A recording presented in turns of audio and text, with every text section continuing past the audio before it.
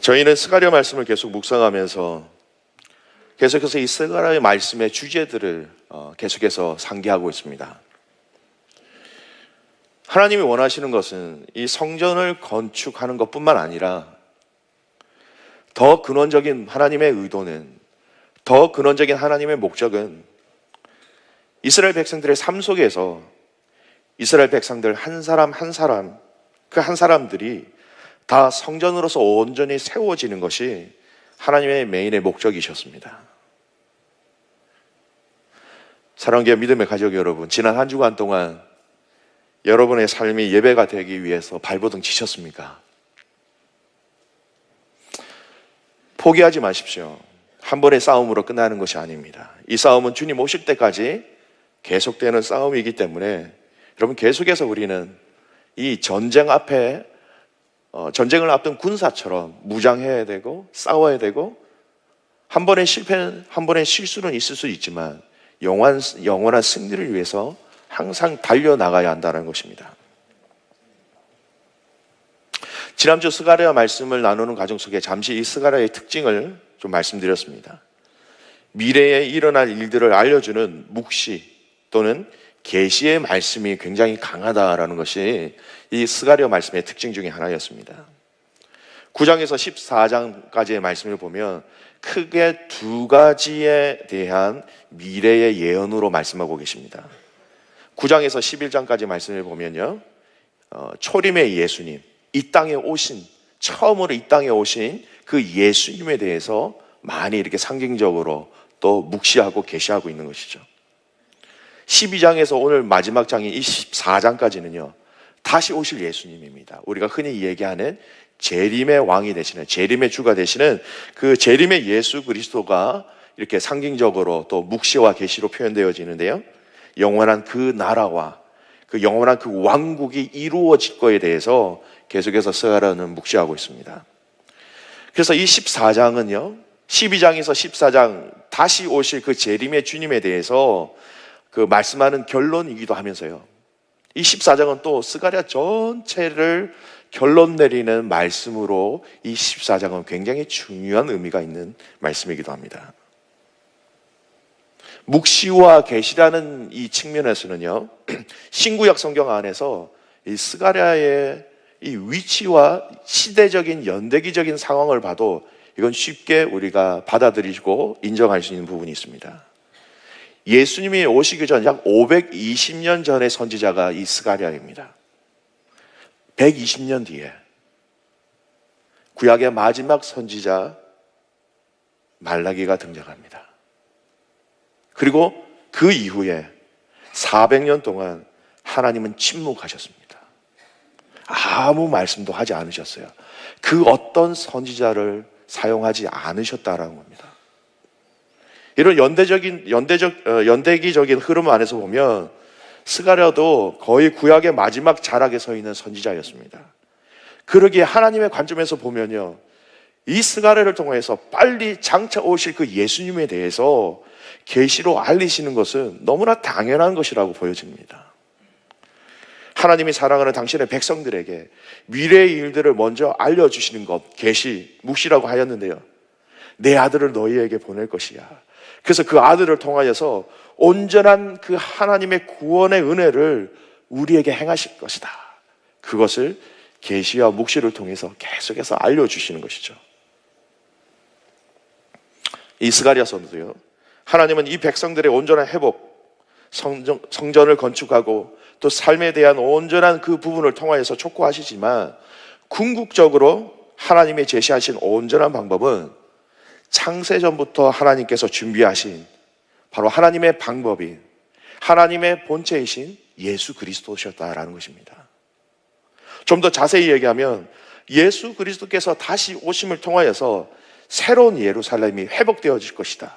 근데 그 새로운 예루살렘은 이전 것과 다른 것이고, 그 새로운 예루살렘은 온전한 것이고 완전한 것이야. 나는 너희들에게 이 스가랴를 통하여서 성전의 회복을 통한 잠시 일시적인 그 회복을 원하지만 내가 사랑하니까 너희들에게 알려줄게. 나중에 있을 그 회복은 나의 분신 예수 그리스도야. 이것을 계속해서 알려주시는 것이 이 스가랴 14장의 결론인 것입니다. 사랑하는 교회 성도 여러분, 오늘 이 스가랴서의 마지막 결론이 이 예수 그리스도로 귀결되어져 있다라는 것은요, 오늘날 우리들에게 아주 중요한 성도의 삶의 원리를 또한 말씀해 주고 있는 것이기도 합니다. 예수 그리스도가 답이라는 것입니다. 여러분, 우리는 이 땅에서 수많은 종류의 일들을 하고 살아가고 있습니다. 직업도 많고요, 생각도 다릅니다. 가치관도 다릅니다. 우선순위도 다 다릅니다. 심지어는요, 한 교회 안에서 사역하는 그 사역것도요, 사역의 방법과 스타일이 다 다릅니다. 똑같은 목회자라고 해서 다 같은 줄 아십니까? 아니에요. 달라요. 목회자들의 생각이 다르고, 장로님들의 생각이 다르고, 여러분 청지기들의 생각이 다 다른 거 여러분 우리 이미 많이 경험하고 있지 않습니까? 하지만 우리 안에 수많은 다양한 캐릭터와 기질과 생각들이 다 다르지만, 여러분 우리가 놓지 말아야 될 것이 있다면 우리의 결론은 예수 그리스도라는 것입니다. 여러분, 우리의 결론이 예수 그리스도가 되어야 한다는 것을 여러분 확신하시기 바랍니다. 이 결론이 달라질 때 여러분 우리 신앙생활은 말씀과 뭔가 이질감을 느끼게 되는 것입니다.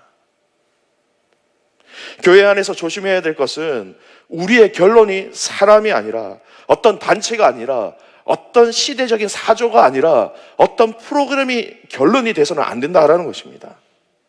목회자나 사역의 이름이나 교회의 이름이 결론이 되어서는 안 되는 것이고, 철저하게 우리의 결론은 예수 그리스도가 되어야 되는 것입니다.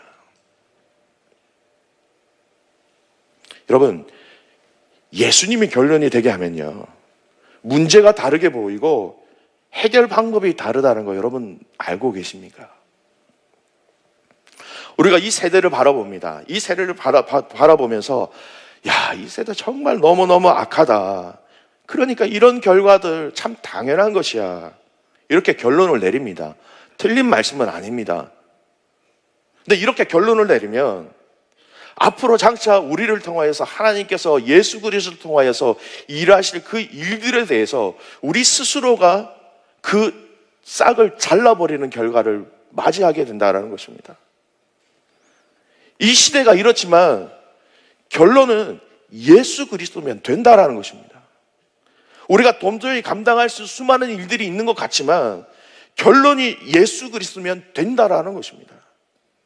예수님이 결론이라는 믿음을 가지면 문제를 바라보는 관점, 문제를 해결하는 과정이 여러분 달라집니다. 저와 여러분의 삶이 주님이 결론이 되는 삶을 살아갈 때에 여러분 우리는 풍성한 그 하나님의 일하심을 여러분 경험하게 될 것입니다. 여러분이 지금 가지고 있는 이 문제에 이 공식을 한번 대입해 보십시오.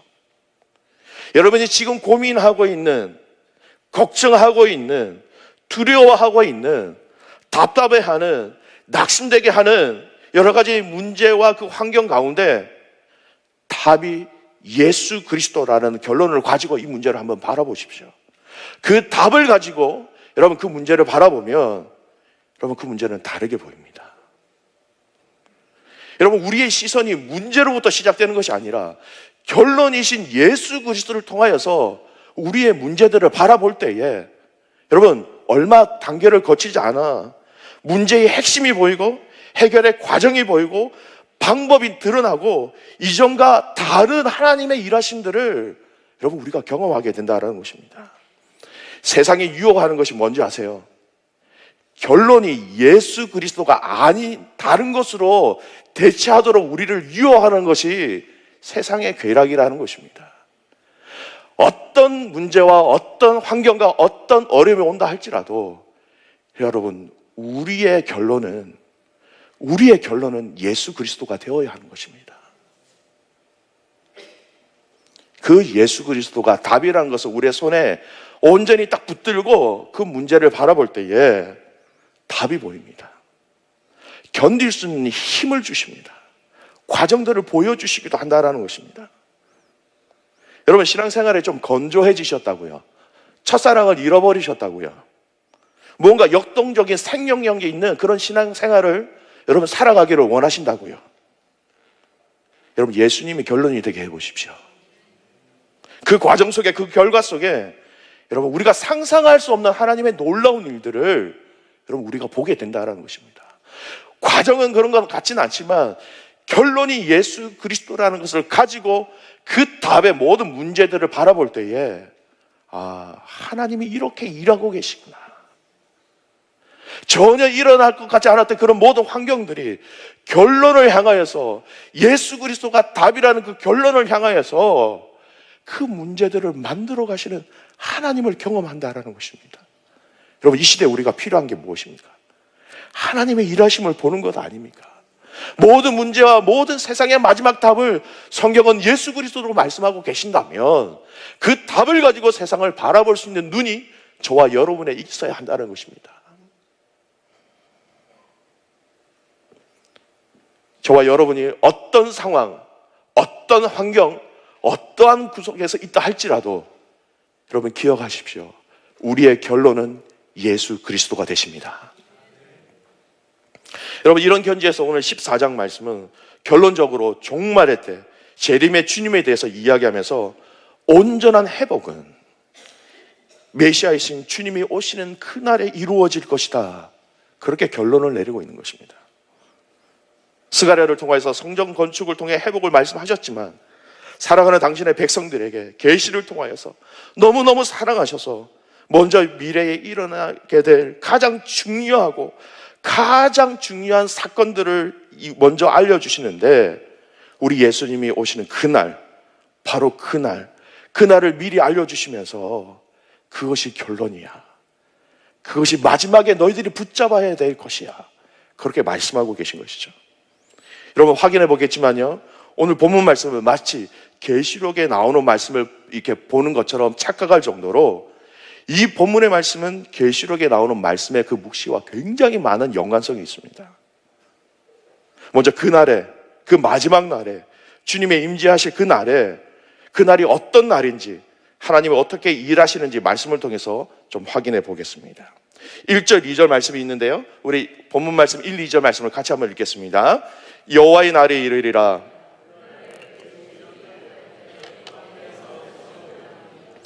내가 이방 예루살렘과 싸우게 하려니 성읍이 함락되어 가옥이 약탈되며 부녀가 욕을 당하며 성읍 백성 절반이나 사로잡혀 가려니와 남은 백성은 성읍에서 끊어지지 아니하리라. 회복을 말씀하시는데요, 오늘 이 말씀은 예루살렘이 다시 약탈되고 성읍이 함락되고 백성 절반이라 사로잡혀 갈 것이다, 그렇게 말씀하고 계십니다. 아직 지금 성전 건축을 하고 있는 상황에 우리가 아는 것처럼, 여러분 스가랴 2장 말씀 기억하십니까? 여호와의 불이 성벽이 되게 할 것이다, 여호와께서 지켜주실 것이다, 그렇게 말씀하셨는데 하나님, 이게 도대체 무슨 의미입니까? 그리고 남은 자들이 있는데 그들은 끊어지지 아니하리라 말씀하고 계십니다. 여러분, 이 14장뿐만 아니라 본문 말씀을 오늘 잘 이해하기 위해서 우리가 먼저 좀 알아야 될 단어가 있다면 여호와의 날, 그날이라는 단어를 먼저 이해할 필요가 있습니다. 여러분, 구약 성경에 보면 여호와의 날, 그날이라는 단어가 참 많이 나옵니다. 스가랴서에서 참 많이 나오죠. 결론부터 말씀드리면 최종적인 그 의미는 예수 그리스도의 그 재림의 날입니다. 다시 오실 그날입니다. 이 날은 인류 역사의 마지막 날이고 우리가 잘 아는 것처럼 세상의 종말이라고 얘기하는 그날입니다. 근데 이 그날이라는 것은요, 두 가지 이중적인 의미가 있습니다. 첫 번째가 무엇이냐면 심판의 날, 두 번째가 구원의 날이라는 것이죠. 심판이라는 측면에서 보면 장차 예수님이 다시 오실 그날 되면 그날에 하나님의 자녀가 아닌 불순종의 자녀들에게 하나님의 심판이 임한다라는 그 심판의 날입니다. 또 한면 구원이라는 측면에서 보면 믿음의 사람들에게 주시는 하나님의 구원, 구속하여 주신, 보호하여 주신 최후의 그 승리의 그날에 하나님의 그 영광의 자리에 우리를 불러주신다라는 축복의 의미가 있는 것이죠. 오바댜, 아모스, 미가, 스바냐, 하박국, 지금 말씀드렸던 이 선지서 안에 보면 이 여호와의 날을 다 얘기하고 있습니다. 그리고 이 심판과 구원이라는 이 이중적인 의미를 다 말씀하고 계세요. 실제적으로 역사적으로 그 심판의 날, 구원의 날이 여러분 일어나는 날도 포함되어 있지만 장점적인 결론은 이 땅에 오실 그 마지막 날, 그 재림의 날을 궁극적으로 이야기하고 있는 날이 바로 그날, 또 여호와의 날인 것입니다. 오늘 1, 2절 이 말씀도요, 심판과 구원이라는 양쪽의 견지에서 말씀을 봐야 이해를 할 수 있습니다. 여호와의 심판의 날로서는 이 여호와의 날이라는 의미는요, 불순종한 자, 하나님의 자녀가 아닌 자들에게 임하는 하나님의 심판이라고 이렇게 말씀드린 것처럼 예루살렘에도 이러한 심판이 있을 것이다 라는 말씀이에요. 성읍이 확립되고 가옥이 약탈되고 부녀가 욕을 당하며 성읍 백성 절반이 사로잡혀갈 것이다. 그 마지막 그날에 예루살렘이라 할지라도 하나님의 심판은 피해갈 수 없다라는 의미입니다. 다른 한편으로는 구원의 날로서 여호와의 날이라 말씀드렸죠. 그러는 중에 믿는 자들 중에서 하나님을 향해서 끝까지 신앙을 지킨 자들이 있을 것이다. 그 신앙을 끝까지 지킨 자들을 남은 자다라고 이야기하면서 남은 백성은 성읍에서 끊어지지 아니하리라, 그렇게 말씀하시는 거예요. 심판과 구원을 다 말씀하고 계신 거예요. 당신의 자녀들을 향한 궁극적인 구원에 대해서 남은 자, 끝까지 끊어지지 아니하리라, 그렇게 말씀하고 계신 것이죠. 여러분, 이 심판과 구원이라는 이중적인 의미를 여호와의 날, 이 날을 예수님께서 비유로 잘 설명하신 내용이 있어요. 마태복음 13장에 보면요, 예수님께서 천국에 대한 비유를 말씀하시는데 가라지 비유로 설명하십니다. 사람들이 잘 때 원수가 와가지고 곡식 가운데 가라지 씨를 막 이렇게 뿌리고 갔습니다. 결실할 때 보니까 가라지가 막 있는 거예요. 알고 보니 원수들이 한 짓이었습니다. 종들이 주인에게 와서 묻습니다. 이 가라지 지금 뽑을까요? 그러자 주인이 뭐라고 얘기합니까? 주인이 이르되 가만히 두라. 가라지를 뽑다가 곡식까지 뽑을까 염려하노라. 둘 다 추수 때까지 함께 자라게 두라.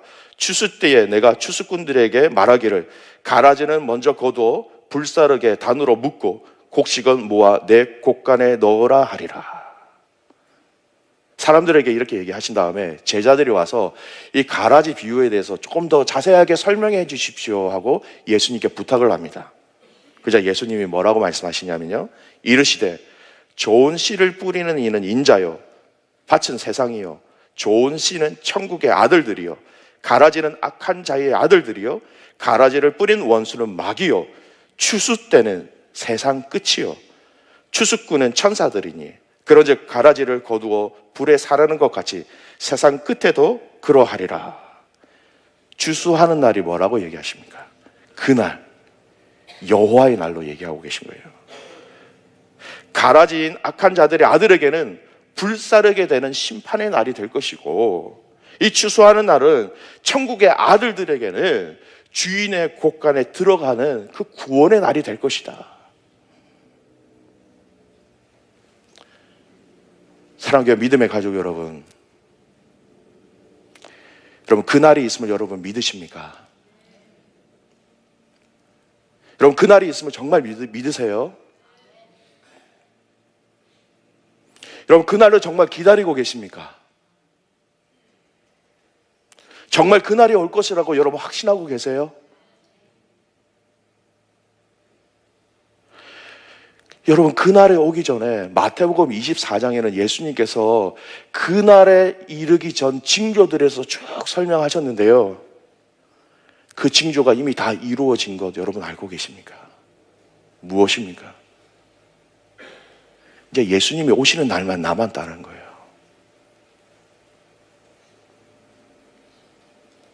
여호와의 날, 추수의 날, 주님이 다시 오실 그 재림의 그날이 저와 여러분에게 심판의 날이 아니라 구원의 날이 되기를 주님의 이름으로 축복합니다. 여러분, 그 날을 기다리는 자만이, 여러분, 그 날에 대해서 확신하는 자만이 준비를 할 수가 있습니다. 준비라는 것은 결국 바로 우리가 남은 자가 되어야 한다는 것입니다. 이 날이 여러분에게 구원의 날이 되기 위해서 여러분 남은 자가 되셔야, 이 날이 심판의 날이 아니라 구원의 날로 그 날을 우리가 맞이할 수 있다. 성경 그렇게 말씀하고 계세요. 세상의 여러 가지 유혹과 시험과 핍박과 또는 물질의 풍요와 명예와 세상이 주는 모든 달콤한 제약들을 견뎌내는 자를 성경은 남은 자다라고 얘기하시고, 그 남은 자에게 그날은 구원의 날이다, 심판의 날이 아닌 구원의 날로 주인의 곳간에 초대를 받는 날로 우리에게 축복과 영광의 날이 된다라는 것입니다. 남은 자다. 다른 말로 표현하면 이런 세상보다 주님을 더 사랑하는 자들이다라는 것이죠. 마태복음 24장 말미에 보면 예수님이 종말에 대해서 이렇게 얘기하시면서 마지막에 덧붙인 말씀이 있어요. 끝까지 견디는 자는 구원을 얻으리라. 남은 자라는 건 무엇입니까? 앞에 있었던 모든 일들 가운데 주님을 배반하지 않고 주님을 더 세상보다 더 사랑하면서 끝까지 견디면서 주님의 말씀을 의지하면서 그 사랑하는 자, 그것을 남은 자라고 얘기하고요. 그들에게 무엇이라고 말씀하십니까? 견디는 자들에게는 구원이 있으리라. 심판이 아닌 하나님의 구원의 축복을 약속하고 계시다라고 하십니다.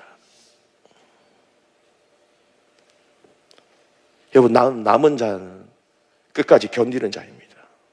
여러분, 계시록 14장에 보면 여러분, 인내하고 견딘 자들이 하나님 앞에 섭니다. 구원받은 백성들이 하나님 앞에 서는데요, 계시록 14장에 그들을 뭐라고 얘기하신지 아세요? 요한계시록 14장 12절 말씀, 성도들의 인내가 여기 있나니 그들은 하나님의 계명과 예수에 대한 믿음을 지키는 자니라. 성도들이 여기 있다라고 얘기하는 것이 아니라 성도들의 그 인내, 성도들이 견딘 것이 여기 있나니 인내로서 여기 함께한 자들이라, 그런 의미입니다. 저와 여러분이 견디는 자가 되기를 주님의 이름으로 축복합니다. 믿음을 지켜야 한다는 것입니다. 여러분, 여기에 예외가 없습니다. 목사인 저도 견뎌야 하고요, 여기 계신 장로님들도 견뎌야 하고요, 권사님들도 견디셔야 하고, 모든 성도들이 견뎌야 한다는 것입니다. 여러분, 그날에 대한, 다시 오실 그 재림의 날에 대한 확신이 없으면, 믿음이 없으면 여러분, 기다림도 없는 것이고요, 기다림이 없는 자는 어떤 힘으로 견디시겠습니까? 내 안에 그날을 향한 기다림이 없으면 여러분, 무엇으로 참고 견디시겠습니까? 우리가 그날을 기쁨으로 맞이하기 위하여서 힘들지만 어렵지만 남은 자가 되어서 재림의 그 주님을 간절히 기다리는, 그래서 그날이 기쁨으로 영광스럽게 주님을 맞이하는 복된 성도가 되시길 다시 한번 더 주님의 이름으로 축복합니다. 여러분, 말로만 기다리는 거 아니에요. 우리의 머릿속으로 기다리는 것이 아닙니다. 이 기다림이 저와 여러분 삶에서 아주 구체적으로 드러나는 은혜가 있기를 소원합니다. 그것이 예배이건, 그것이 봉사이건, 그것이 섬김이건, 그것이 전도이건, 그날을 기다리는 삶에 대한 부분들이 구체적으로 우리의 삶 가운데 드러날 때에 그 구체적인 방법을 통해서 하나님은 우리에게 그날에 대한 기대감을 부어주실 것입니다. 여러분, 그날에 천국의 아들들을 위해서 하나님이 일하시는 것을 오늘 본문은 또 말씀하고 계십니다. 우리 3절 말씀을 같이 한번 읽어보겠습니다. 3절입니다. 그때에 여호와께서 나가사 그 이방 나라들을 치시되 이 왕의 전쟁 날에 싸운 것 같이 하시리라. 성경은 당신의 백성들, 당신의 자녀들을 위해서 오늘 그날을 위하여서 친히 싸우시는 하나님에 대해서 얘기하고 계십니다. 여러분, 친히 싸우시는 하나님, 우리를 대신하여 싸우시는 하나님이라는 것입니다.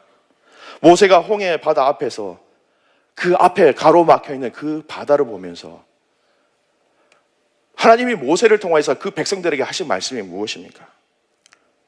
너희는 두려워하지 말고 가만히 서서 여호와께서 오늘 너희를 위하여 행하시는 구원을 보라.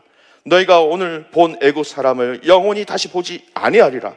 여호와께서 너희를 위하여 싸우시리니 너희는 가만히 있을지니라. 하나님, 당신의 백성들을 위해서, 그 당신의 자녀들의 구원을 위해서 하나님은 오래전부터, 아니 처음부터 여러분 싸우셨습니다. 그리고 하나님은 계속해서 싸우셨습니다. 그리고 오늘 이 본문의 마지막 그날, 그날을 위해서도 마지막까지 하나님은 친히 싸우신다 말씀하고 계신 것이죠. 여러분, 하나님은 단 한 번도 당신의 백성들을 위한 그 선한 싸움을 단 한 번도 쉬지 않으셨음을 여러분 믿으시기 바랍니다. 단 한 번도 당신의 백성들을 구원하시기 위하여서 뒷짐지시거나 눈 감고 계시거나 가만히 계시지 않으셨다라는 것입니다.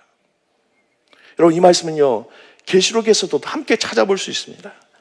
계시록 17장 14절 말씀, 그들이 어린 양과 더불어 싸우리니 어린 양은 만주의 주시요 만왕의 왕이심으로 그들을 이기실 터이요 또 그와 함께 있는 자들 곧 부르심을 받고 택하심을 받은 진실한 자들도 이기리로다.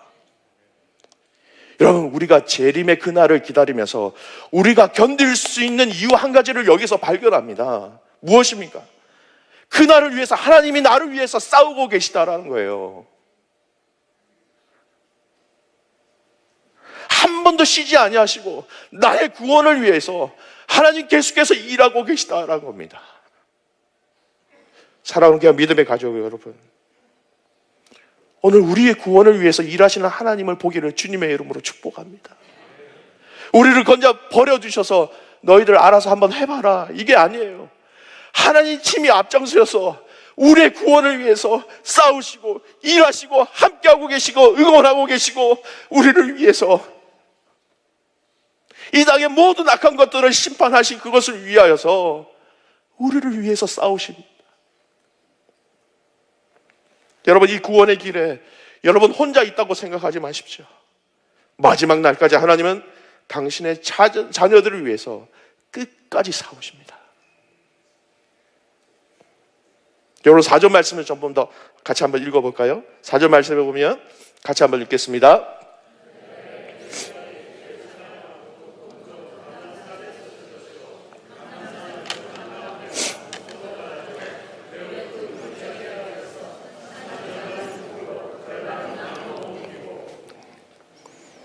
여러분, 이 말씀을 보시면서 여러분 좀 머릿속에 오버랩되는 생각이 있으세요? 말씀이 있으십니까? 그 장면이 있으셔야 되는데요. 에스겔 11장에 보면 하나님의 임재의 영광이 떠날 때를 제가 몇 주 전에 설교할 때 말씀을 드렸습니다. 하나님의 임재의 영광이 떠날 때 그 장면이죠. 이스라엘 백성들의 죄악이 점점 심해지니까 하나님의 영광이 떠나시는데요.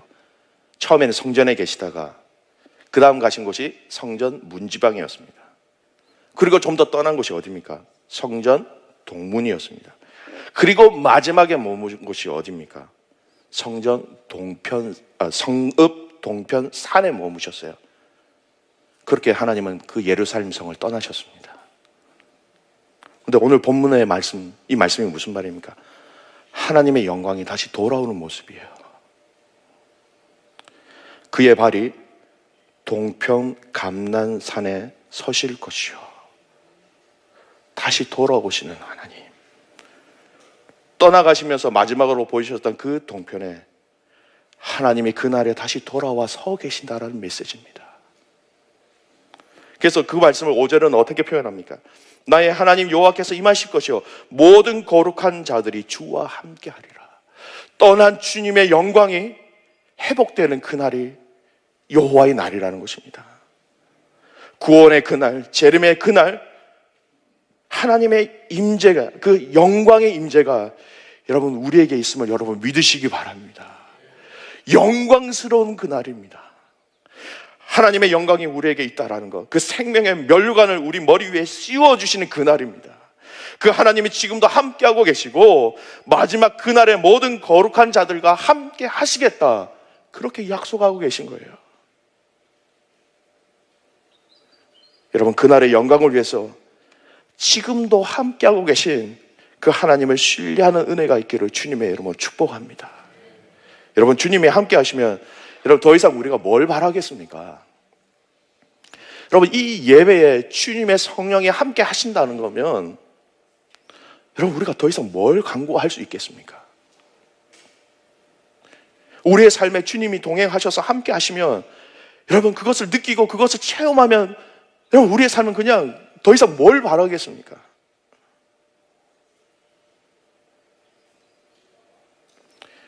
함께 하시는 그 하나님을 통해서 힘을 얻는 저와 여러분 되시기를 다시 한번 주님의 이름으로 축복합니다. 함께 하시는 하나님, 함께 하시는 그 성령 하나님,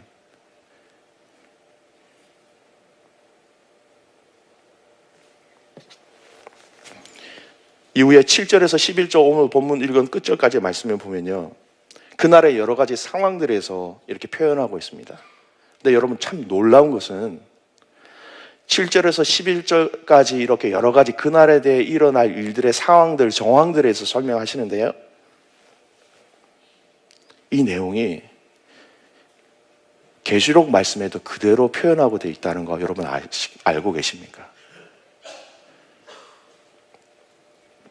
이 스가랴에 나온 그 마지막 그날에 있어야 될 그 상황들에 대해서 계시록은 동일한 메시지와 동일한 상황들을 그대로 말씀하고 계신 거예요.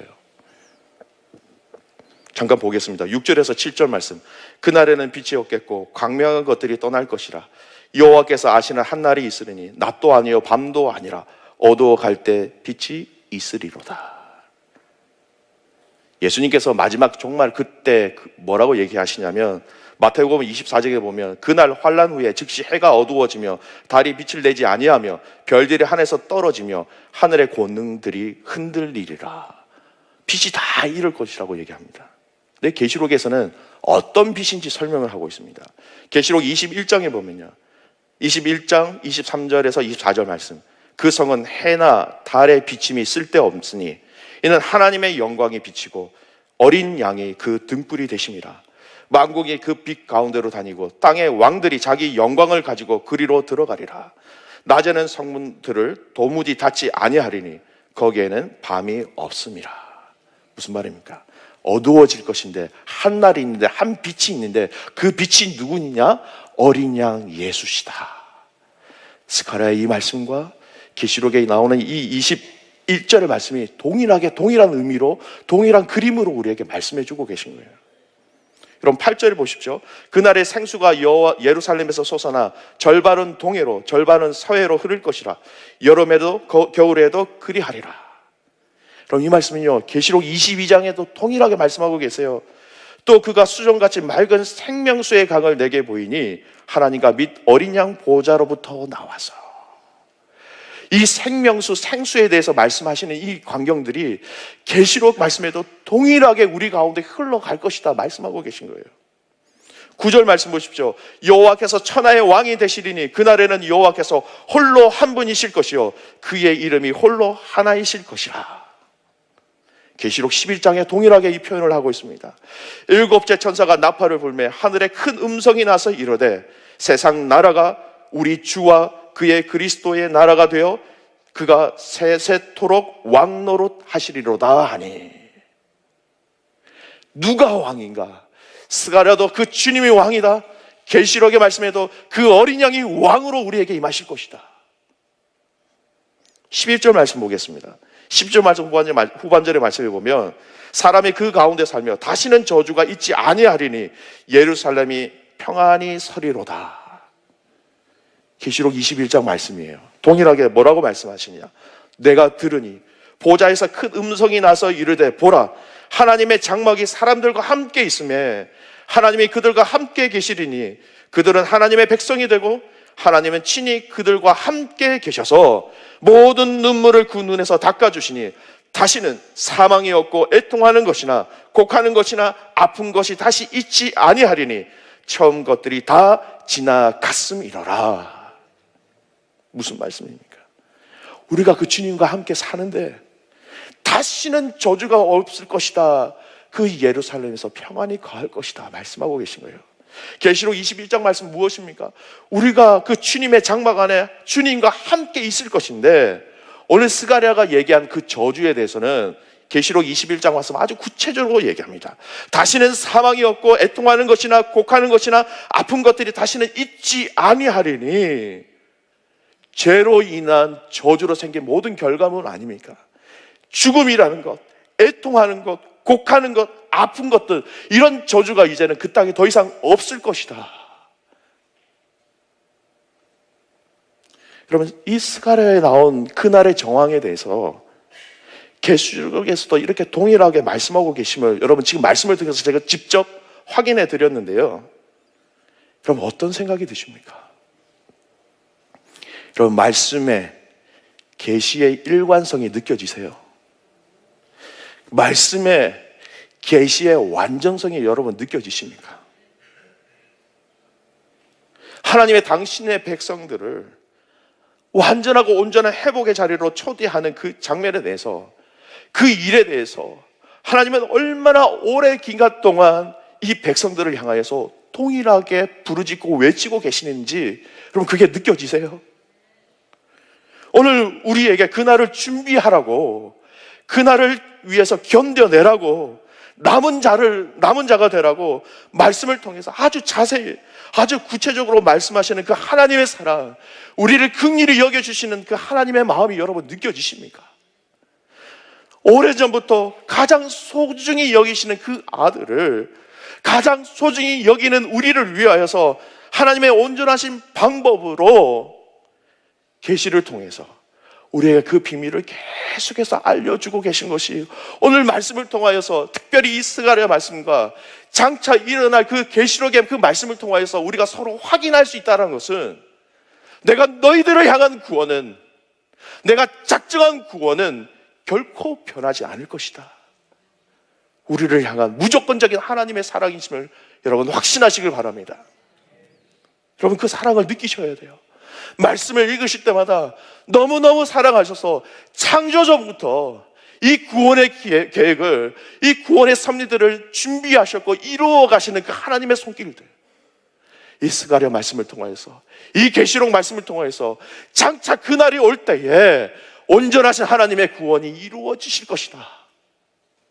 이 땅에 우리 믿음의 성도들이 믿어야 될 것이 무엇인지 명확하게 우리에게 말씀해 주시는 것이기도 합니다.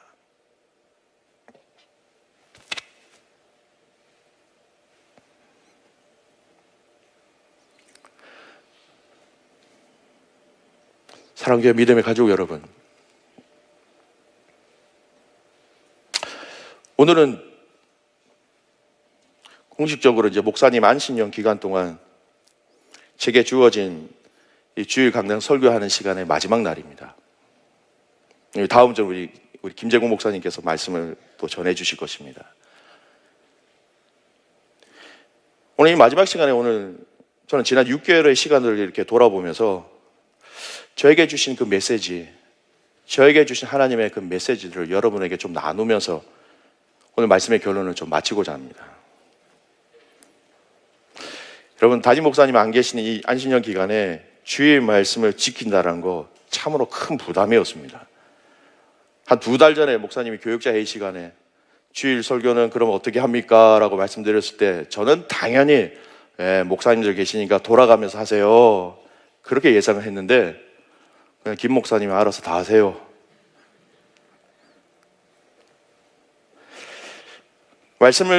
말씀의 자리를 지킨다는 거 참 큰 부담감이었습니다. 근데 많은 분들이 여러분 축복의 자리다, 훈련의 자리다 격려해 주셨습니다. 여러분 맞는 말씀입니다. 많은 은혜를 누렸고 또 많은 축복을 경험했습니다. 지난주에 6개월 동안 한 설교 원고를 한번 쭉 처음부터 끝까지 읽어봤습니다. 네, 맞습니다. 하나님 저에게 참 많은 은혜를 주셨다는 것을 확인할 수 있었어요. 근데 몇 가지 사건들을 좀 발견하게 됐습니다. 아이가 많이 아파서 말씀을 깊게 묵상하지 못했을 때, 또 많이 준비하지 못했을 때, 물론 최선을 다했지만 그때 저에게 하나님 참 많은 큰 은혜를 주셨다는 것을 발견하게 됐습니다. 골치 아픈 일들이 막 있어서 참 말씀에 집중하기 힘들어서 참 답답했을 때가 있었어요. 그때 저에게도 또 큰 하나님의 은혜를 부어주셨습니다. 여러분 아시는 것처럼 제가 기침이 참 많이 심했을 기간이 있었죠. 제가 여러분 보기에 참 민망했습니다. 참 몸이 좋지 않고 막 힘들고 마음도 그렇고 몸도 그렇고 막 힘들었는데 그때도 하나님이 저에게 큰 은혜를 주셨다는 것을 제가 설교 원고를 읽으면서 깨닫게 되더라고요. 그럼 저는 솔직하게 말씀드려서 저는 달라진 게 별로 없습니다. 저의 영성이 뭐 뛰어나게 늘어난 것도 아니고요. 제가 기도를 더 많이 한 것도 아닙니다. 물론 목양실에서 따로 기도하는 시간이 있었지만 이 기간에 어떻게 몸이 좀 이렇게 좀 불편하기 때문에 새벽 제단은 더 많이 지키지 못했습니다. 근데 말씀을 묵상하는 시간마다 하나님 제게 얼마나 많은 눈물을 저에게 주셨는지 모릅니다. 하나님이 그 시간마다 주님과 굉장히 친밀감을 누리는 복된 시간이었습니다. 한 주간 여러분의 삶이 어떤 신앙으로 승리했는지 너무 궁금했고, 여러분이 참 많이 보고 싶었습니다. 모든 것이 은혜였습니다.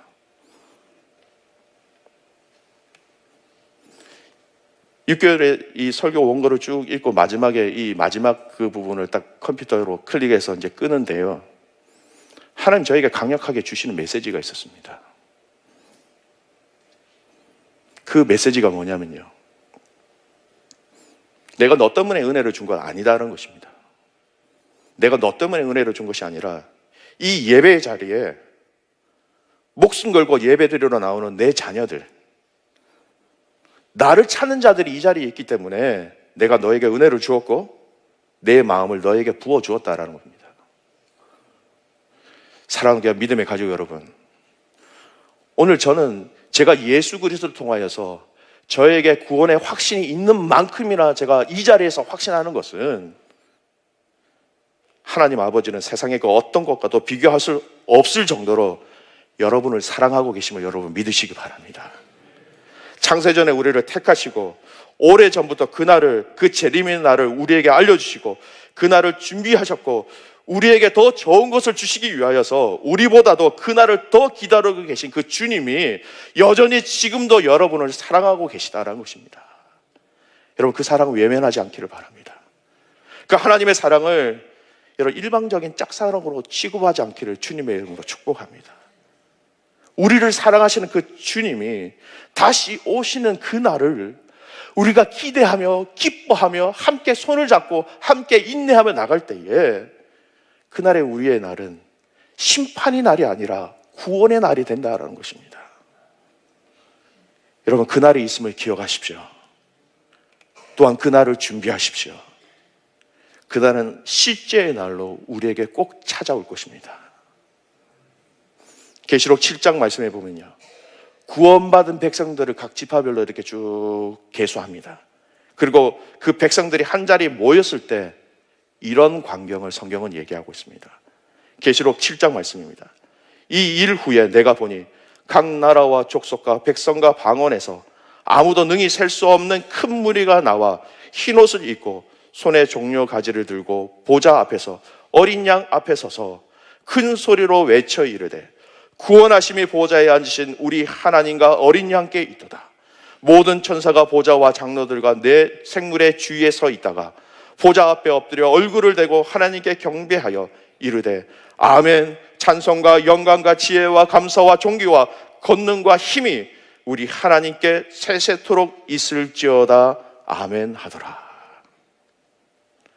여기 이 자리에 함께 모든 성도님들이 한 분도 빠짐없이 오늘 이 계시록 7장에서 말씀하시는 이 자리에 있기를 주님의 이름으로 축복합니다. 한 분도 낙오되지 않기를 바랍니다. 그래서 구원하여 주심이, 그 구원하심이 보좌에 앉으신 우리 하나님과 어린 양께 있도다. 그날을 믿음으로 기대하며 기다리며 승리하는 귀한 믿음의 가족들 되시기를 주님의 이름으로 축복합니다. 다 같이 일어나셔서 찬송하시겠습니다.